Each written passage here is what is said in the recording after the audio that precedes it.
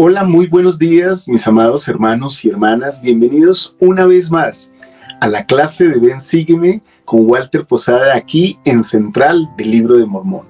Y como siempre, para mí una alegría estar aquí en esta clase de Ven, Sígueme como parte del club de lectura que tenemos todos los domingos, días de reposo, a las 7 de la mañana. Gracias a todos ustedes por estar aquí acompañándome con sus comentarios, con su presencia, con su asistencia en esta aula virtual, lo cual me hace sentir muy humilde, pero también muy dispuesto para preparar mejores contenidos y para presentarles una mejor clase. Espero de todo corazón que esta clase pueda traerles el espíritu a su corazón, puedan aplicar muchas de estas cosas a su vida y puedan sentir un espíritu cálido para querer compartir esta clase con otras personas.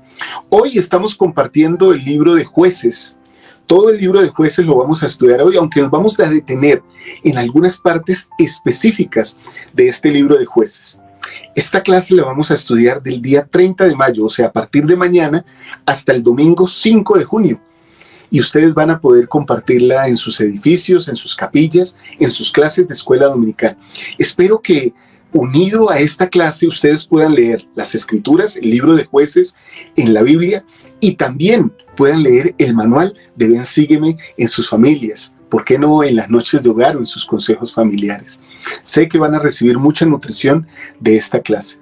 Estamos ya muy prontos a asistir al país de Perú y acompañar a todos nuestros hermanos. Estamos apenas a 10 días de nuestra gira por el hermoso país del Perú. Personalmente, estoy agradecido con mi Padre Celestial que me permita viajar nuevamente al país donde pude hacer mis primeros convenios en un santo templo y además donde pude sellarme por la eternidad con mi amada esposa y bueno, con mis hijos. Espero que el Señor nos bendiga y podamos compartir con ustedes y contar con su asistencia en todas las charlas, en todas las reuniones que vamos a tener allá. Vamos a estar en Estaca Los Olivos, en Lima, el día 11 de junio, en la tarde con los jóvenes adultos y con los miembros en general. El día 12 también vamos a estar con los miembros de la Estaca Mayorazgo y de todas las estacas alrededor. Vamos a estar en una charla para jóvenes adultos y también en una charla para todos los miembros en general. De hecho, el día 11 estamos planeando estar en una sesión del templo en el templo de Lima, en las horas de la mañana, el día sábado 11. Así que los esperamos. También en Cusco estaremos el día 16, jueves, en las horas de la noche, en una charla especial para todos los miembros allá en la Estaca Cusco. Y estaremos también en el edificio del Instituto de Religión de Arequipa, con todas las estacas de Arequipa, el día junio 19. Ese domingo daremos una charla para los jóvenes adultos y también para todos nuestros hermanos adultos. Les esperamos de verdad de corazón. Será un gran gusto poderles dar un abrazo, poderles estrechar sus manos, verles, conocerles y poder compartir con ustedes todas estas cosas que hacemos con la predicación del Evangelio que tanto nos llena. Bien, mis amados hermanos y hermanas, quiero hacerles una pregunta para iniciar el día de hoy. Tal vez es una pregunta muy personal, pero igual todo comentario que quieran hacer pueden dejarlo aquí abajo durante toda la clase, durante toda la sesión de la clase que siempre está disponible aquí en Central del Libro de Mormón. ¿Has vivido de manera personal el ciclo del orgullo? ¿Y cómo has podido romper ese ciclo y ser fiel a tus convenios? Es la pregunta que quiero dejarles para toda esta semana de nuestra clase de Ven, Sígueme. Ahora, podríamos pensar en el libro de Jueces. ¿Cuál es el propósito de este libro? ¿Qué es lo que quiere el Señor al dejarnos este libro en las Escrituras? ¿Qué quiere que aprendamos? Creo, de manera personal, que la lección o el propósito del libro de Jueces es que todo el pueblo de Israel se dé cuenta que necesita un rey que gobierne a su nación, a su país, sus vidas. Pero más allá de referirnos a un rey terrenal, este propósito también se aplica a nosotros. Todos necesitamos tener un rey a quien seguir, un rey que nos lidere, un rey al que podamos adorar, al que podamos seguir y que nos dé su liderazgo. De hecho, en Jueces, en el capítulo 21, en el versículo 25, terminando ya el libro de Jueces, dice algo muy interesante que me gustaría compartir con ustedes. En aquellos días no había rey en Israel. Cada uno hacía como mejor le parecía. Entonces, basados en este versículo final con el cual se cierra el libro de Jueces, podríamos decir como corolario o como un razonamiento para todos nosotros. Cuando no hay un líder o un liderazgo, entonces el pueblo termina por no creer y cree de hecho que todo lo que está haciendo está bien. De hecho, el pueblo y nosotros mismos, sin un norte, sin una guía profética que venga de los cielos, del Rey de los cielos, estaríamos desenfrenados y nos justificaríamos y tal vez nos parecería que estamos haciendo lo correcto y podríamos vivir en una anarquía espiritual. Eso le pasaba al antiguo Israel, pero también pasa en el mundo hoy día. Muchas personas se justifican y creen que están haciendo lo correcto, apoyando y decidiendo sobre asuntos altamente morales, que pueden denigrar al hombre y a la mujer, pero que en aras de principios de igualdad y de convivencia se aceptan. Y entonces dejan de un lado el consejo de un rey, sí, el Rey de los cielos, que permite que cada uno de nosotros siga adelante, pueda estar seguro en ese camino que lo lleve de vuelta a su presencia. Estar sin un rey es vivir en caos. Estar sin un rey celestial es tener una vida en desorden. De esta manera vivía el antiguo Israel en el tiempo del libro de Jueces. Esta palabra caos me lleva a algo que tal vez podamos analizar. ¿Recuerdan la creación? Al principio, en los primeros versículos de Génesis, dice que la tierra estaba desolada, que también es un sinónimo en su significado de desordenada. Había caos, pero el Señor llega y efectúa la creación. Y entonces, ¿qué hace? Organiza. Cuando el Señor de los ejércitos, el Rey de los cielos, crea y organiza, acaba la anarquía que hay cuando nosotros no nos sujetamos a los cielos. Creo que el quién será nuestro rey es algo que se ve mucho en el Antiguo Testamento, aún en el Nuevo Testamento. Los mismos israelitas dicen que tienen un rey, a César, negando así su esencia o su conexión celestial o divina con el Rey de los cielos, a quien ellos mismos crucificaron. Sí, el Rey de los judíos, Jesucristo mismo. Mis amados hermanos y hermanas, la respuesta a quién debe ser el rey que se busca tanto en el Antiguo Testamento, en el Nuevo Testamento y aún en el libro de Mormón es el Salvador Jesucristo. Él es el Rey de los cielos, Él es el Rey de esta tierra, es nuestro Rey. Y si nos dejamos gobernar y permitimos que nuestras vidas se orienten para vivir en convivencia con otros santos en el reino de Dios, aquí en la tierra, nosotros podremos ser felices como individuos y como familias. Así que con esta introducción les doy la bienvenida al aula virtual, al salón virtual de Ven Sígueme, con Walter Posada, su servidor y amigo, aquí en Central del Libro de Mormón. Bienvenidos.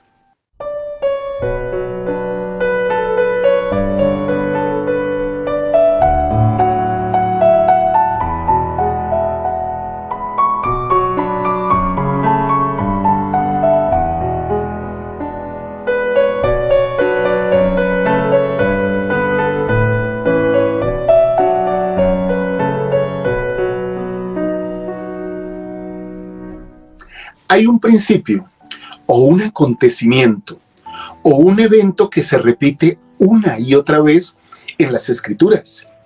En el libro de Mormón lo vemos muy a menudo. Ese evento se llama el ciclo del orgullo. Y podríamos decir que así como es un evento, también es un proceso. El ciclo del orgullo empieza porque los hijos de Dios están en armonía con Él, tienen paz y tranquilidad. Pero luego se empiezan a llenar de orgullo y se empiezan a alejar de Él. Vamos a repetir este evento, este acontecimiento, este proceso del ciclo del orgullo en el libro de Jueces. Cómo el pueblo se aleja de Dios a través de la idolatría. El pueblo de Israel entra a la tierra prometida, a la tierra de Canaán, y no destruye a todos los habitantes de esa tierra, sino que algunos permanecen en esa vivencia. Algunas de estas personas adoraban a Baal, que su interpretación del nombre es maestro, Señor, poseedor de algo. Baal era el dios para ellos. Tenemos que ver que culturalmente estos pueblos, y aún el mismo pueblo de Israel, eran pueblos sujetos en su mayoría a la economía agrícola. Así que los dioses que daban fertilidad, agua, lluvia, el sol, eran adorados y eran realmente necesarios para su vivencia, pero no para Israel. El Señor mismo había traído a Israel a esta tierra prometida. Miremos esto. Los había librado con plagas de Egipto.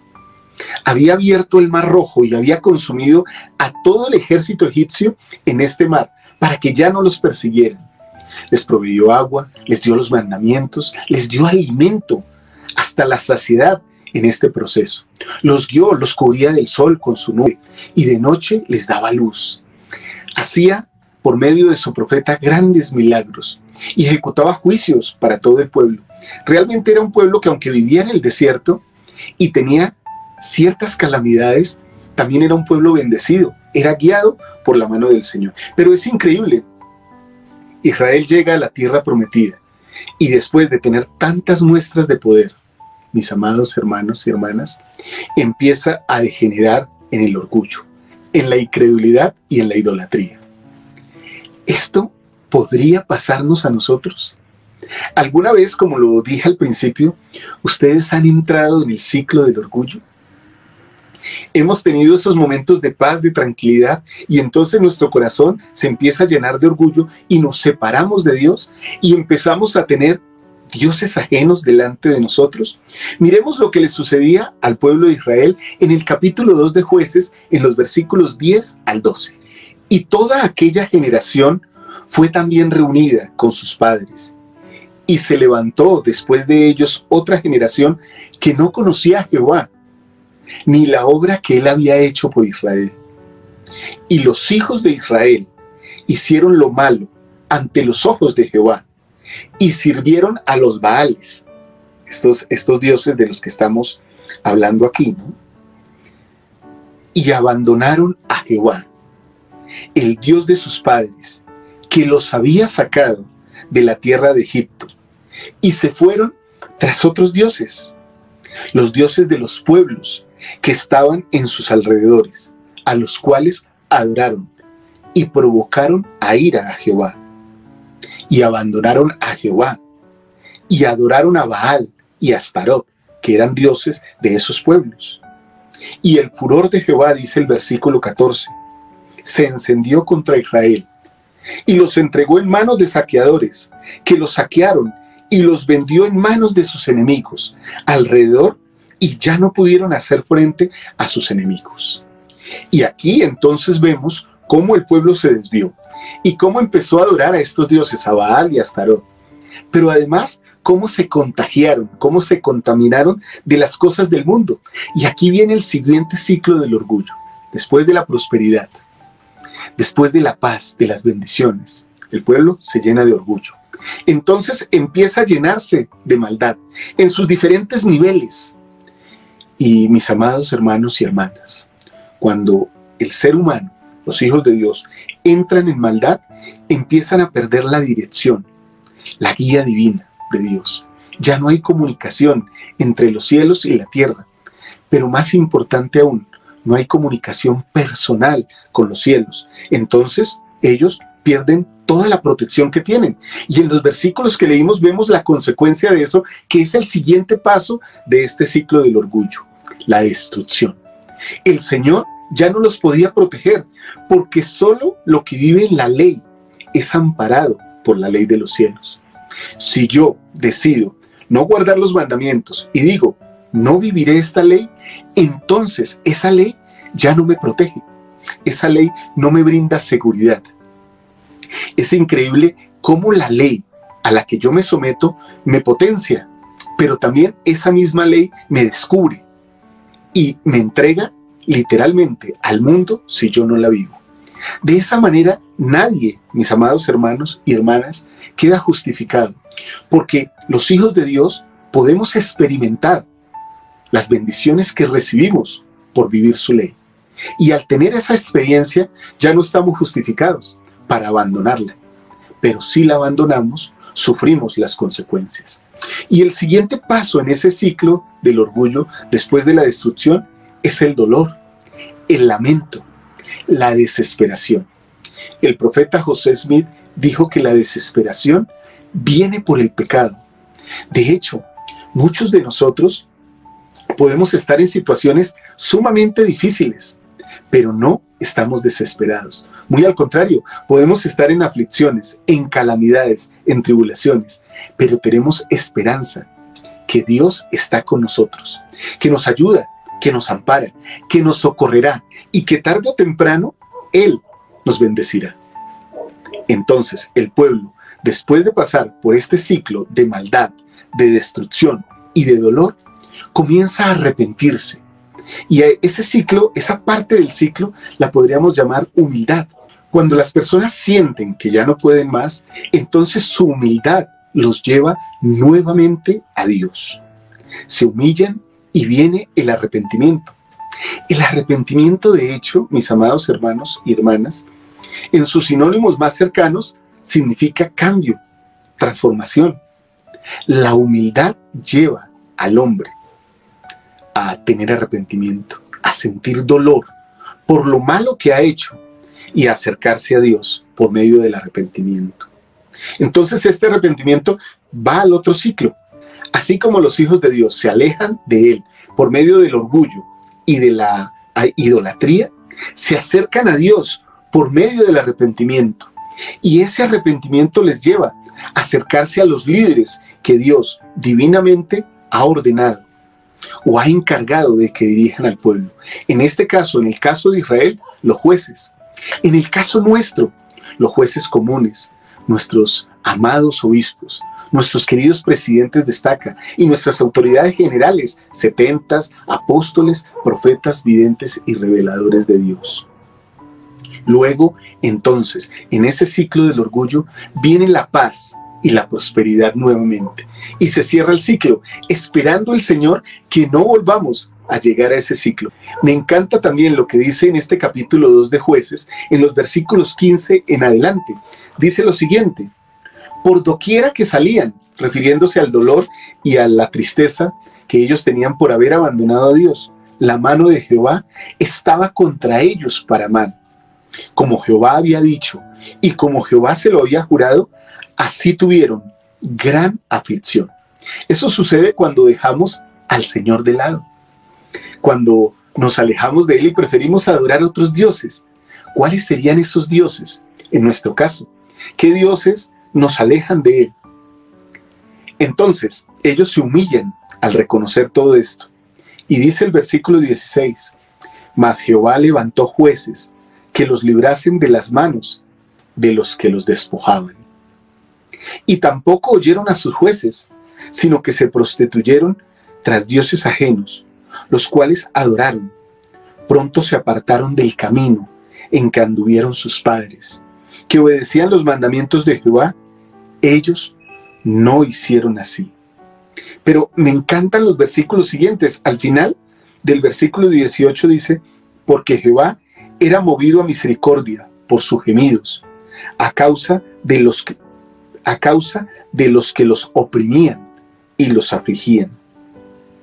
Mas acontecía que al morir el juez, ellos volvían atrás y se corrompían más que sus padres, siguiendo dioses ajenos, sirviéndoles e inclinándose delante de ellos, y no se apartaron de sus obras ni de su obstinado camino. Aquí se repite otra vez el ciclo del orgullo. Y de hecho, mis amados hermanos y hermanas, yo podría decir algo. Toma el libro de Jueces. Repite este patrón del ciclo del orgullo 12 veces, la misma cantidad de jueces. Y ahí tienes el resumen del libro de Jueces. Cada vez que el Señor les daba misericordia a través de un juez, ellos después, a la muerte de ese juez, se prostituían, se perdían, seguían dioses paganos, se llenaban de orgullo. Y entonces venía la destrucción y el dolor para ellos. Hablemos un poco de estos jueces. Hagamos una lista aquí en la pizarra para que ustedes la puedan ver. ¿Cuáles eran estos jueces que lideraron a Israel? Aunque no de una manera global En sí, en toda la nación, con muy contadas excepciones, estos jueces más bien lideraron momentos regionales dentro de Israel y pudieron llevar al pueblo a acercarse más a Dios, al menos o mientras ellos estuvieron. Estos jueces son los siguientes, aquí en este listado: Otoniel, Ahod, Sangar, Débora, y podríamos decir también y Barak, Gedeón, Tola, Yair, Jefte, Itzán, Elón, Abdón y Sansón. Estos jueces, como lo dije hace un momento, eran más regionales. Podríamos hacer una comparación de estos jueces del antiguo Israel con los jueces del libro de Mormón. ¿Recuerdan que Alma fue el juez superior de toda la nación nefita? Era un juez global. Luego se llamaron jueces menores. En el caso del libro de Mormón había un juez para toda la nación. En el caso de Israel fueron más regionales, como les decía hace un momento. Vamos a centrarnos en 3 jueces específicamente, que sus historias tal vez son conmovedoras, tal vez son motivadoras para nosotros, que nos llenan de fe, pero también hay una historia que es conocidísima, que vamos a tratar el día de hoy, la historia de Sansón, tal vez el juez más conocido y más nombrado, porque se apartó del Señor y sufrió las consecuencias. Vamos a estudiar también la historia de Débora y Barak y la historia de Gedeón. De hecho, comencemos con la historia de Débora. Débora era una mujer profetisa. Es interesante ver cómo en estos versículos que se manejan aquí en Jueces, en el capítulo 4, que ella tenía el don de profecía, que era una profetisa. Casi no se refiere a ningún otro juez con este término. Qué interesante que una mujer pueda llevar la voz del Señor. En este caso, Débora lleva la voz del Señor. Y aquí, de hecho, la historia del gobierno de Débora como jueza de Israel es interesante porque es una historia más de heroínas, de mujeres que desafían y acompañan a los hombres a la victoria de Israel. Débora pertenecía a la tribu de Efraín y combate llamando a Barak, a un general que podríamos decir, no sé hasta qué punto, era algo timorato, porque cuando Débora le llama, él lo primero que dice es: no iré si tú no vas conmigo. Si tú no vas, yo no voy. Como entendiendo que ella tenía un poder superior al poder de la fuerza. Y eso está bien, pero creo que se esperaba de él un poco más de valentía. Ellos atacan con su fuerza al ejército de Javín, que está comandado por un capitán que es muy fuerte, que es Sisara. Vamos a ver cómo el Señor los bendice y pueden ellos combatir con este ejército tan poderoso. En el versículo 5 del capítulo 4 de Jueces nos dice lo que sucedía con Débora, la cual acostumbraba sentarse bajo la palmera de Débora, entre Rama y Betel, en los montes de Efraín, y los hijos de Israel acudían a ella para juicio. Qué hermoso es esto. Ellos acudían a ella para que los juzgara. De cierta manera, Débora es una sombra o un símbolo de Jesucristo, como lo son nuestros obispos o nuestros presidentes de estaca, como jueces de Israel. Ellos acudían a Débora para que juzgara sobre sus asuntos, como nosotros acudimos a nuestros líderes para que juzguen nuestros asuntos espirituales, como acudiremos algún día a Jesucristo como mediador y como juez para que juzgue nuestras obras, nuestros hechos y nuestros pensamientos. Ahora, el versículo 14 habla de manera interesante lo siguiente. Débora da instrucciones a Barak. Entonces Débora dijo a Barak: levántate, porque este es el día en que Jehová ha entregado a Sisara en tus manos. ¿No ha salido Jehová delante de ti? Y Barak descendió del monte Tabor y 10,000 hombres en pos de él, un gran ejército para atacar a Sisara. Mis amados hermanos y hermanas, nosotros podríamos preguntarnos aquí lo mismo que Débora le pregunta a Barak: ¿no ha salido Jehová delante de ti? ¿En algún momento de su vida han sentido que el Señor ha salido delante de ustedes a pelear sus batallas personales, sus desafíos, esos momentos de la vida en que estamos afligidos, solos, que tal vez nos sentimos sin consuelo? ¿Han vivido algún momento así? ¿Pueden testificar de ello? Les invito a que puedan colocar sus comentarios aquí, si alguna vez han sentido la mano de Dios protegiéndoles y bendiciéndoles. Ahora, miren lo interesante de todo esto. Esta es una historia de mujeres en su rol de líderes, de profetisas, y de su importancia para la salvación de Israel. Importancia que creo yo es la misma que tienen todas ustedes, mis amadas hermanas, mis preciosas hermanas, entre las cuales incluyo a todas esas hermosas mujeres que están alrededor mío y a las que amo tanto, las que tanto han influido en mi vida. Esta historia de mujeres empieza con Débora y termina con Jael, esposa de Heber, quien tomó una estaca, dice el versículo 21, de la tienda, y tomando un mazo en la mano, se acercó a él calladamente. ¿A quién? A Sísara, que dormía en esa tienda. Ellos lo habían hospedado, pero ella se acerca calladamente a él. Y dice la escritura, y le clavó la estaca en las sienes, y la enclavó en la tierra, pues él estaba cargado de sueño y cansado, y así murió.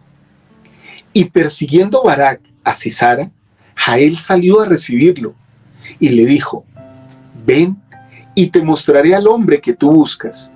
Y él entró donde ella estaba, y he aquí, Sísara yacía muerto con la estaca en la sien.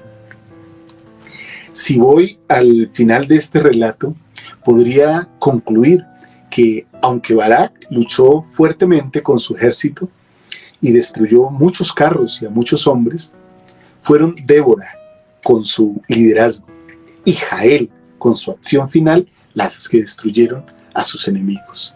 Qué bendición es tener estos ejemplos como el de Débora, como una jueza en Israel.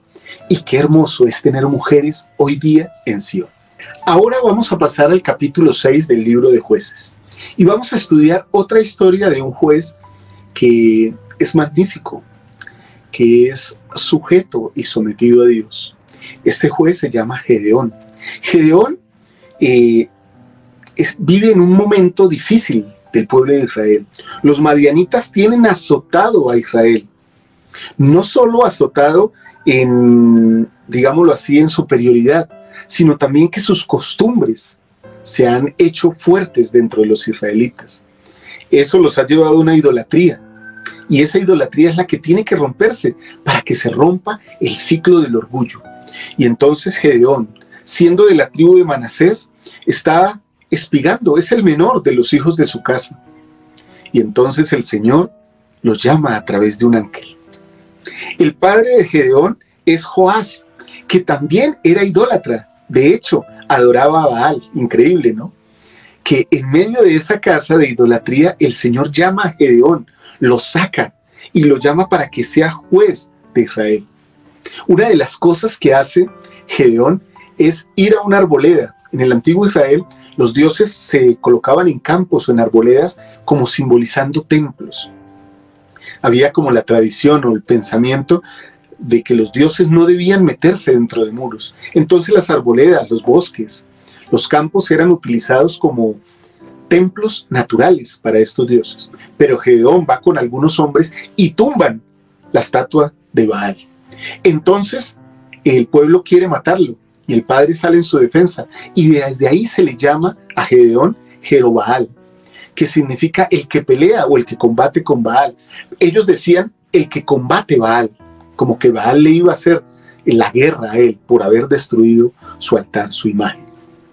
Cuando el Señor llama a Gedeón, hay algo que me parece sumamente interesante.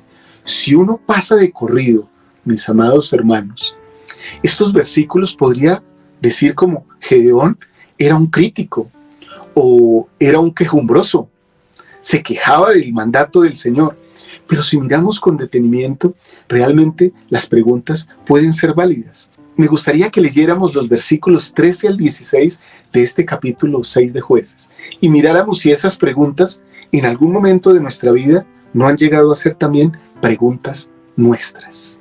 Y Gedeón le respondió al llamado del Señor, ¿no? Ah, Señor mío, si Jehová está con nosotros, ¿por qué nos ha sobrevenido todo esto? ¿Y dónde están todas sus maravillas que nuestros padres nos han contado diciendo, ¿no nos sacó Jehová de Egipto? Y ahora Jehová nos ha desamparado y nos ha entregado en manos de los madianitas.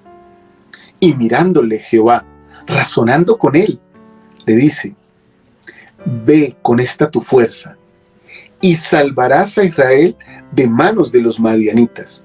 ¿No te envío yo? Entonces le respondió Gedeón otra vez al Señor, en ese razonamiento que el Señor le permite. Ah, Señor mío, ¿con qué salvaré a Israel? He aquí que mi familia es pobre en Manasés, y yo el menor en la casa de mi padre. ¿Cuántas veces no nos hemos sentido así, hermanos, en la vida?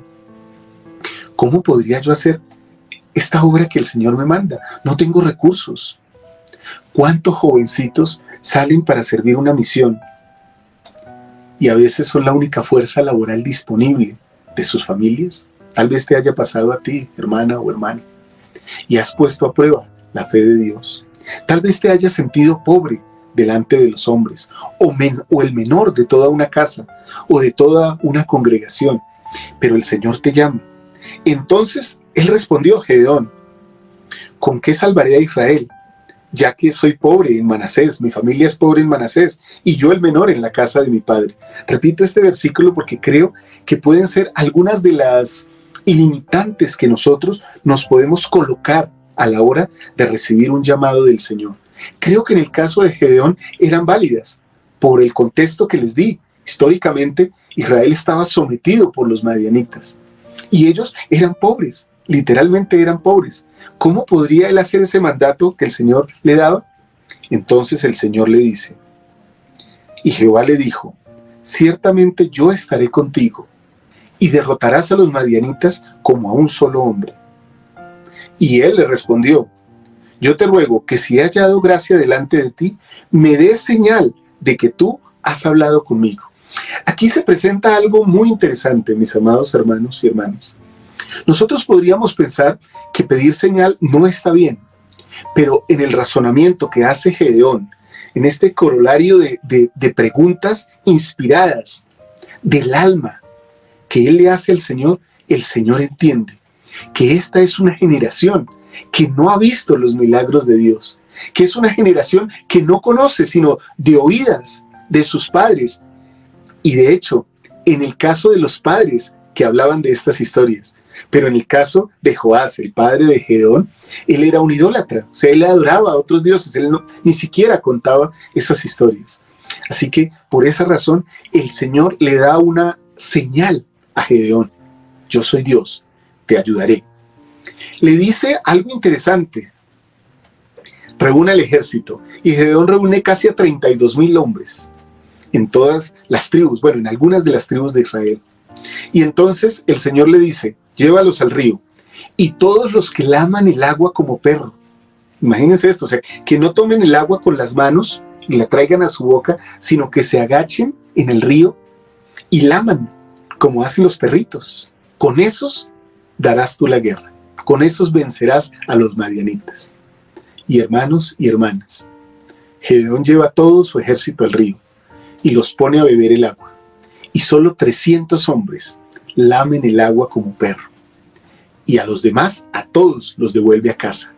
Y entonces el Señor hace un milagro. Con estos 300 hombres, el Señor logra, poniéndolos a un lado, al otro, dándole toda la estrategia a Gedeón para que hagan el ruido necesario. Asustan a los madianitas. De hecho, me atrevería a decir que más que ellos los asusten, es el poder del Señor, que es maravilloso y se manifiesta en esto: no necesito la fuerza de los hombres para pelear las batallas por mi pueblo. Con mi fuerza me basta y sobra. Esta es una señal más del poder maravilloso del Señor cuidando a su pueblo, para que su pueblo regresara a él.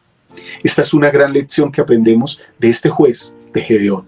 Entonces, ahora nos trasladamos del versículo 14 en adelante del libro de Jueces. Y aparece este juez que les decía hace un rato, que es tal vez el más conocido de todos los jueces, pero además es una figura conocidísima dentro de las Escrituras: Sansón. Sí, ese que ustedes están pensando, ese que tenía el cabello largo y que la mayoría de personas piensa que su fuerza radica en su cabello. Sansón era de la tribu de Dan, era hijo de Manoa y fue nazareo desde su niñez. Nazareo es un término que significa separado o apartado, y no es lo mismo que el término nazareno. Nazareno se le llamaba a las personas que nacían en la ciudad de Nazaret. De hecho, al mismo Salvador se le conoce como el Nazareno. Los mismos israelitas se preguntaban cuando veían al Salvador hacer milagros: ¿puede salir algo bueno de Nazaret? Pero este Sansón era diferente. No era nazareno, era nazareo, que significa ser separado o apartado. En cierta manera, nosotros en algunos momentos de nuestra vida somos como nazareos, somos llamados, somos apartados, somos separados. De hecho, se dice en nuestra iglesia: vamos a apartar a la hermana para el llamamiento, vamos a apartar al hermano en su llamamiento. Y entonces, poseedores de sacerdocio con la autoridad ponen las manos sobre la cabeza de esta persona y la apartan. Eso quiere decir, la escogen, la separan, la invisten con un poder especial para realizar ese llamamiento que ha recibido. Pero hay casos más simbólicos, tal vez en la iglesia, de, digámoslo así, nazareos temporales. Y ustedes me permiten, esto es algo que digo de lo que aprendo de las Escrituras. Un jovencito o una jovencita que es llamado a prestar una misión, literalmente es separado, apartado durante un tiempo solo para el servicio del Señor. En esencia es lo mismo, es separado y apartado. Estos nazareos de la antigüedad tenían una particularidad: no debería pasar navaja sobre su cabeza. Por eso muchas personas relacionan el poder de Sansón con su cabello largo, pero eso era parte de su convenio. Realmente el cabello de Sansón no era lo que le daba poder. Como no es que se nos aparte en sí para un llamamiento, o como que a un misionero la placa le dé un poder. No, mis amados hermanos. Es más, la fuerza de los convenios, la vivencia del convenio, la que hace que los hijos de Dios tengamos poder para hacer cosas maravillosas, más que cualquier artefacto o cualquier cosa que nos pueda cubrir o que nos pueda acompañar. Sin embargo, siempre el Señor utiliza símbolos para que nosotros sintamos el poder de su mano sobre nosotros, su compañía. Y en el caso de Sansón, pues se pensaba que era el cabello. De hecho, él revela ese secreto a Dalila, una mujer filistea con la cual se casa y tiene romances, violando de esa manera todo el convenio que Israel y que los poseedores del sacerdocio tenían. Sansón se jacta de su poder y entonces le dice a Dalila: mi poder está en el cabello. Pero de paso le está revelando algo que es parte del convenio: no debería pasar navaja sobre su cabeza. El poder del convenio en nuestra vida, mis amados hermanos, nosotros lo podemos sentir en las bendiciones del Señor. ¿Han sentido alguna vez el poder de los convenios en su vida? En Doctrina y Convenios, en la sección 125, en el versículo 45, el Señor nos dice exactamente cuál es el poder de ese convenio. Deja también que tus entrañas se llenen de caridad para con todos los hombres y para con los de la familia de la fe, y deja que la virtud engalane tus pensamientos incesantemente. Entonces, tu confianza se fortalecerá en la presencia de Dios, y la doctrina del sacerdocio destilará sobre tu alma como rocío del cielo. El Espíritu Santo será tu compañero constante, y tu cetro un cetro inmutable de justicia y de verdad, y tu dominio será un dominio eterno, y sin ser compelido fluirá hacia ti para siempre jamás.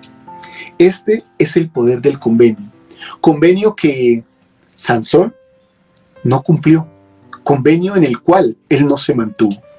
Me gustaría compartir con ustedes la siguiente lectura sobre Sansón.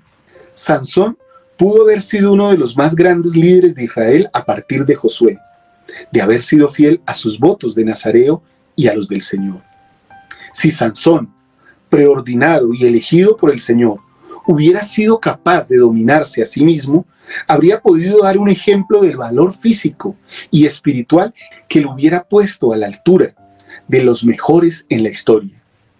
Pero podemos aprender del fracaso de Sansón para evitar la autojustificación y la pasión descontrolada, a fin de poder unirnos al Israel moderno en su esfuerzo por llegar a ser un pueblo poderoso y puro antes de la segunda venida del Señor.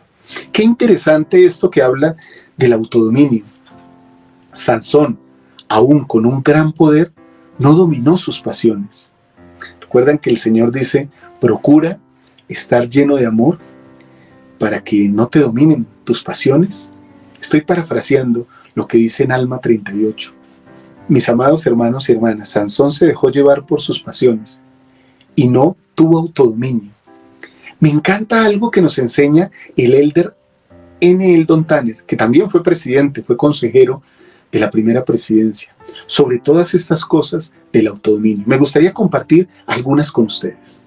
El presidente Tanner dice lo siguiente: me gustaría decir algo con respecto a la autodisciplina, el autocontrol o dominio personal, el cual es tan importante para todos nosotros si queremos realizar lo que nos proponemos y si queremos gozar de las bendiciones que tanto anhelamos. Primero, me gustaría citar las palabras de algunos filósofos. Platón dijo: la primera y la mayor victoria consiste en la conquista de uno mismo. Ser conquistado por el yo es, de todas las cosas, la más vergonzosa y vil. Y Leonardo da Vinci dijo una vez: nunca tendréis mayor o menor dominio que el que podáis tener sobre vosotros mismos. Y luego siguió diciendo: la magnitud de la victoria del hombre es determinada por su autodominio. La profundidad de su fracaso está en su autoabandono. Y esta ley es la expresión de la justicia eterna. Quien no puede establecer dominio sobre sí mismo, no tendrá dominio sobre otros. En otras palabras, no puede ser el padre o el líder digno que se requiere. Salomón, en su sabiduría, hizo esta declaración: mejor es el que tarda en airarse que el fuerte, y el que se enseñorea de su espíritu que el que toma una ciudad. Hay dos elementos importantes en el autodominio. El primero es fijar el curso y elevar las velas, por así decir, de las normas morales. El otro es el poder de la voluntad, o el viento que impulsa las velas y nos hace avanzar. Como dije antes, el carácter está determinado por la forma en que podemos dominarnos con el fin de alcanzar buenos fines. Es difícil decir qué es lo que edifica el buen carácter, pero lo reconocemos cuando lo vemos. Su presencia siempre nos causa admiración, su ausencia nuestra piedad, pero se trata principalmente de un asunto de voluntad. Qué hermosas palabras, mis amados hermanos y hermanas, para ilustrar la vida de Sansón. Falta de autodominio, falta de autodisciplina, falta de valor para vivir los convenios que se había comprometido vivir con el Señor, con el Rey de Israel. Mis amados hermanos y hermanas, podríamos, como dice el elder Tanner, tener piedad por Sansón y quedarnos solo en que debemos tener piedad por él. Pero aquí hay una gran lección. No podemos tener poder por el convenio del sacerdocio que nos cubre a todos, que llena toda la iglesia y a todos los hijos de Dios, y pensar que ya todo está hecho. Debemos vivir en esa senda de los convenios que tanto nos han hablado nuestras autoridades generales, esa senda de los convenios que han indicado los profetas, que hay que renovar cada día, cada semana, yendo a nuestras capillas, asistiendo a la reunión sacramental y tomando la Santa Cena, arrepintiéndonos, pagando un diezmo íntegro, sirviéndole al Señor en una misión o en cualquier llamamiento que nos mande. y asistiendo regularmente a su santa casa, a los templos del Señor. Creo que en esta lección de Sansón, aunque trágica, podemos sacar lecciones muy positivas. Por eso quiero dejarles unas invitaciones el día de hoy. ¿Cómo creen que podemos permanecer firmes en nuestros convenios? Por favor, hablen de esto en sus familias, al estudiar la lección de Ven, Sígueme, al tomar el manual y compartir en su noche de hogar o en una cena o simplemente sentados alrededor de la mesa tomando algún refrigerio con su esposa, hermano, o con su esposo, hermana, con sus hijos o con los familiares que tengan alrededor. ¿Cómo pueden mantenerse más firmes a sus convenios? Y otra cosa que me gustaría que tuvieran en consideración y que los quiero invitar este día es a que piensen en qué formas pueden mantenerse más apartados del mundo, ser como, entre comillas, nazareos en esta época. Que el Señor les bendiga, mis amados hermanos y hermanas, en todas las cosas que van a hacer. Testifico que el Señor vive, que sus convenios realmente nos dan poder. Les amo muchísimo. Recuerden, hoy es un excelente día. Esta es una excelente semana para ser más semejantes, al menos un poquito, a nuestro Salvador Jesucristo.